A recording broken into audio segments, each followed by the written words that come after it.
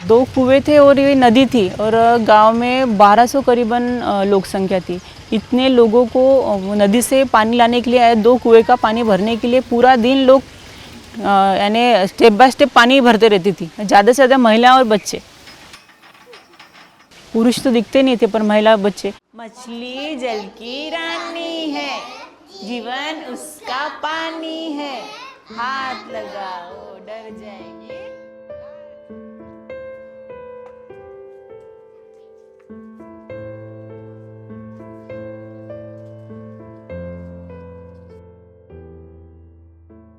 मैं शादी होकर आई थी तब मैंने देखा कि यहाँ पे पानी का कोई सोर्स नहीं था, सिर्फ गांव के बाहर एक नदी थी।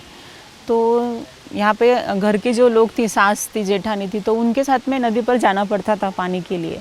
थोड़े थोड़े वो भी काफ़ी यानी 1.5 किलोमीटर दूर था। तो सभी महिलाएं देखती थी मैं पानी के लिए बहुत दूर दूर तक जाती थी सुबह उठे बड़ा। वैसे मुझे भी जाना पड़ता था उनके साथ में, घर के लोगों के साथ में। नदी से जाकर पानी लाना पड़ता था, या फिर एक ही कुआं था गांव में, तो वहाँ से वो पानी खींचकर फिर सुबह उठे बराबर पहले सबसे पहले पानी लाने के लिए घर से निकलना पड़ता था। तो पानी की बहुत किल्लत थी।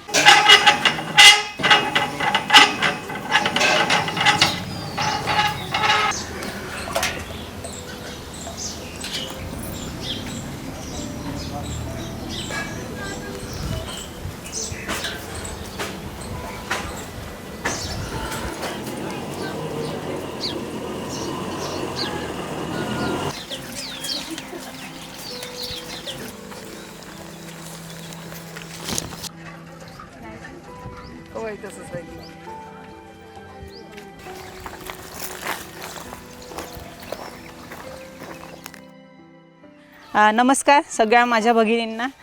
आता आपण आज ही चर्चा याच्यासाठी हम लोग जब बैठते थे तो महिलाएं बताती थी कि जब माहवारी का समय आता था तो लड़कियां बताती थी कि माहवारी का समय अगर पहले नींद में से उठ के, तो लोगों के उठने के पहले तो हम सुबह जा सकते, पर बीच में का जो टाइम है, जो माहवारी का पीरियड है, उसमें 2-3 बार लड़कियों को जाना पड़ता था। तो उनको बहुत शर्म का सामना करना पड़ता था।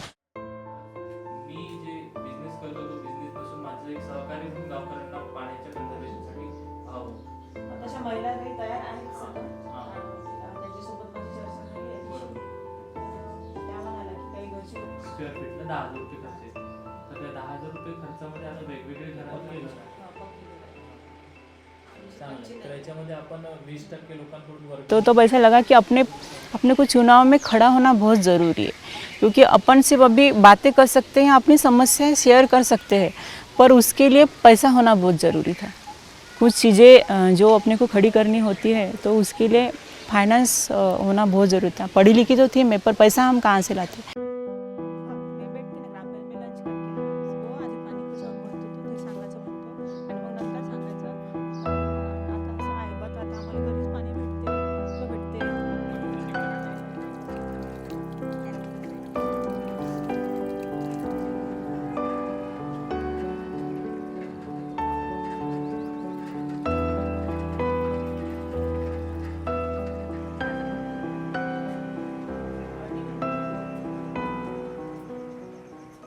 फिर हैंडपम्प से महिलाएं पानी भरती थी, तो वो भी यानी गांव में 2-3 हैंडपम्प थे और पानी का सोर्स में थे, वो भी, उसमें भी आधा वक्त महिलाओं का गुजर जाता था।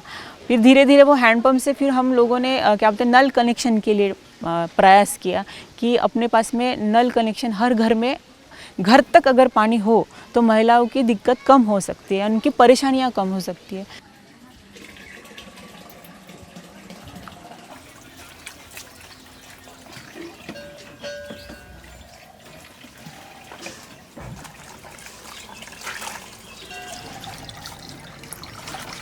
और फिर कुछ दिनों बाद हम न्यू सीड और वाटर हेड ये संस्था के जरिए वुमन प्लस वाटर ये संस्था से मेरी ग्राम पंचायत जुड़ गई। तो वर्धा कोऑर्डिनेटर जो थे नली गोलकर, उन्होंने फिर गांव में आकर हमारे साथ में चर्चा की महिलाओं के साथ में कि गांव में हम पानी के लिए क्या क्या कर सकते थे, कि इतने दिक्कतों का तुमको सामना करना पड़ा। इसलिए उनकी हेल्प हुई मुझे, और उनकी हेल्प की वजह से हम जो वाटर क्वालिटी है या फिर जल सुरक्षा में अपन कौन सा काम सकते, उस दिशा में फिर मैंने काम करना शुरू किया।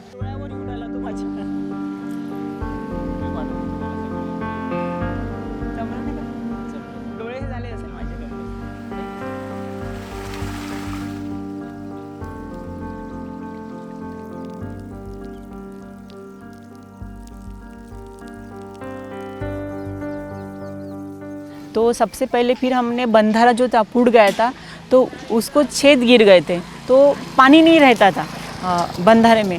तो उसके लिए हम गांव के सभी लोग महिला अनशन पे बैठे थे, क्योंकि कोई ध्यान नहीं देता था गांव की तरफ। यानी गांव ऐसा इनर में था तो लोग ध्यान नहीं देते थे, पानी रहता नहीं था, क्योंकि लोगों की माली हालत सुधारने के लिए खेती करना भी बहुत ज़रूरी था।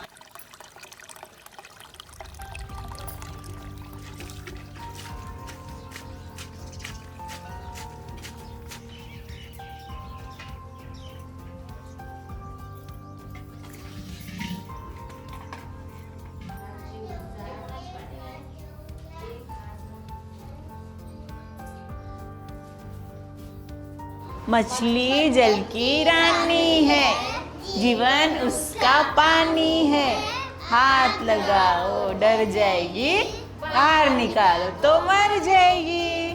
छान, गुड, छान छान, मस्त।